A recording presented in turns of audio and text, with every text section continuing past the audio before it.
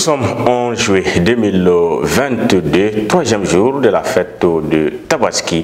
Mesdames et messieurs, bienvenue dans cette édition d'information de 19h de Niata TV. Et voici les titres.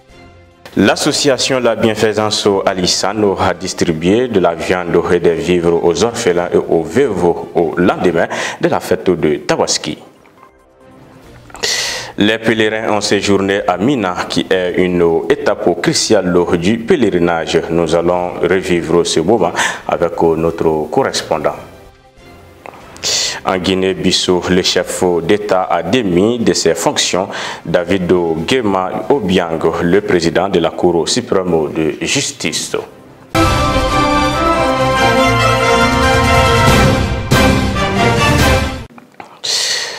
Nous allons débuter cette édition avec cette information mauvaise et une fois bonne.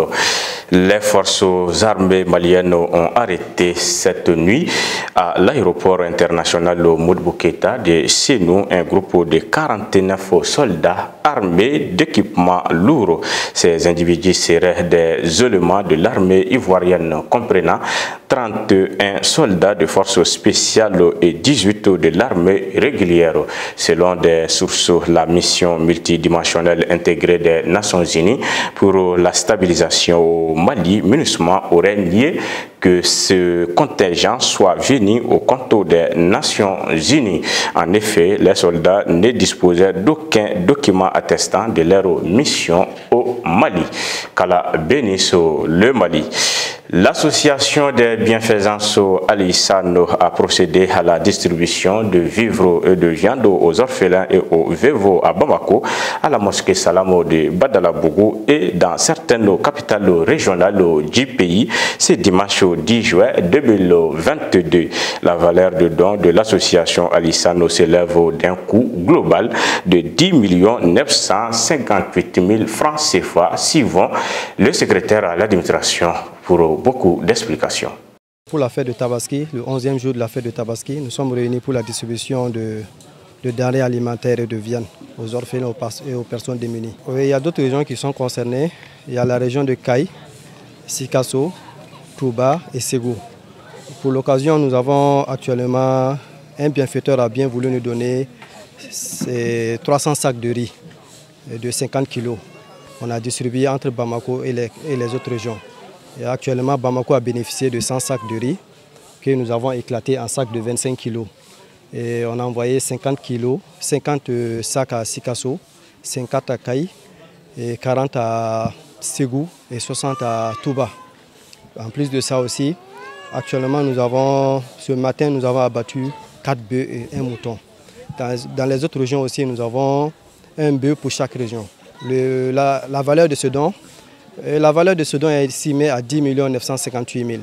10 958 000, disons 8 bœufs, 2 moutons pour l'ensemble, plus les sacs de riz. Pour le temps à venir, Inch'Allah, comme vous le savez, bientôt c'est les vacances. Mais bientôt, juste après les vacances, il y a la rentrée scolaire. Et chaque année, l'association a l'habitude d'organiser les kits scolaires aussi pour les orphelins. Et actuellement, nous avons 60 orphelins et nous comptons jusqu'à présent parrainer beaucoup plus d'orphelins. Donc nous sollicitons toujours les personnes de bonne volonté à nous accompagner afin de mener à bien ces activités.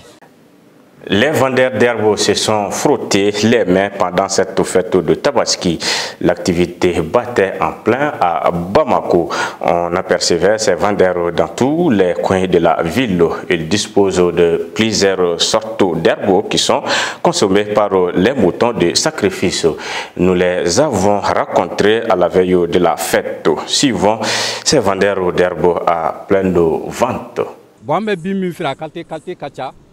Nous vendons plusieurs variétés d'herbes telles que Narakata, Kalabi, qui est aussi appelé Waga en milieu urbain. C'est ceux qui sont entassés là. Généralement, c'est vers le soir que Narakata est disponible en abondance. C'est pourquoi il n'est pas facile de les retrouver ici à cette heure pareille de la journée. Et vous voyez maintenant que nos places sont vides. Mais si vous revenez voir vers le soir, vous trouverez pas moins de 10 variétés d'herbes en quantité, car chaque jour, nous avons un chargement de tricycles à écouler. L'abondance de notre marché commence à partir de 18 h par les retours des travailleurs de la ville qui viennent acheter l'herbe en quantité. C'est à ces moments précis qu'on se frotte vraiment les mains. Ce qui fait que chaque jour, nous partons chercher les herbes pour venir les étaler avant le soir. Au moment où je vous parle, les chercheurs d'herbes sont déjà dans la brousse. Comme nous ne sommes pas fréquents dans la brousse, c'est pourquoi nous sommes ici sur place. Je lance un appel aux chefs de famille de ne pas se décourager pour l'achat des moutons en pensant qu'il n'y a pas d'herbes disponibles sur le marché.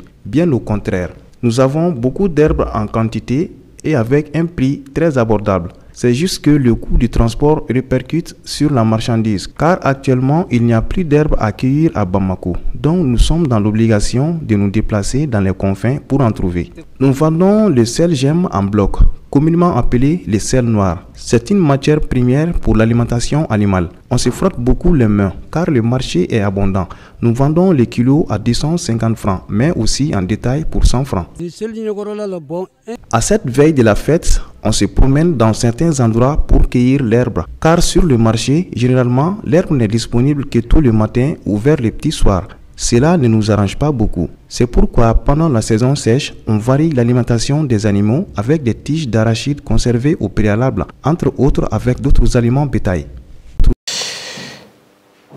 Le pèlerinage 2022 tire vers sa fin. Les pèlerins de l'agence de voyage Groupement Halouda ont séjourné sur le site de Mina afin d'accomplir l'un des rites majeurs du Hajj. Notre correspondant sur place a tendu son micro à l'imam Sédou Djongo qui lui a expliqué l'importance des jours passés à Mina. Il lui a aussi relaté l'histoire du sacrifice du fils d'Abraham. Écoutons-le depuis Mina au micro d'Abouakar Tolo avec la voix de Aïssata Maïga. Les pèlerins de l'agence Halouda se sont rendus à Mousdalifa pour y passer la nuit et faire des bénédictions en direction de la Kaaba. Pour l'imam Djongo, il y a 10 actes importants que les pèlerins doivent effectuer à la Mecque. Parmi eux, il y a le fait de dormir à Mina. Si tel n'est pas le cas à cause d'une urgence, le pèlerin doit sacrifier un mouton. Pendant 3 jours à Mina, le pèlerin doit faire beaucoup d'invocations envers Allah après avoir lapidé le Satan. Faire le zikr à Mina ou pendant le pèlerinage est très bénéfique pour le musulman, car il comporte de nombreux avantages. Le zikr à Mina ou à la Mecque n'est égal à nulle autre part. C'est pourquoi il est recommandé aux pèlerins de faire beaucoup de zikr à Mina. Le premier jour à Mina correspond à la première fois où le prophète Ibrahim alayhi salam a rêvé d'avoir égorgé son fils. Sa deuxième fois de faire le même rêve correspond au jour d'Arafat. Sa troisième fois sur le même rêve où il lui a été encore ordonné d'égorger son fils par crainte d'Allah correspond au jour d'Arafat. Le prophète Ibrahim alayhi salam a ainsi pris l'engagement d'égorger son enfant par la crainte d'Allah. Sa femme et son fils se sont donc pliés à la volonté du Tout-Puissant. C'est pendant l'acte que l'ange Gabriel est venu avec un bélier qui a été égorgé à la place de son fils. Dormir à Mina est donc une obligation pour chaque pèlerin dans l'accomplissement de son devoir religieux.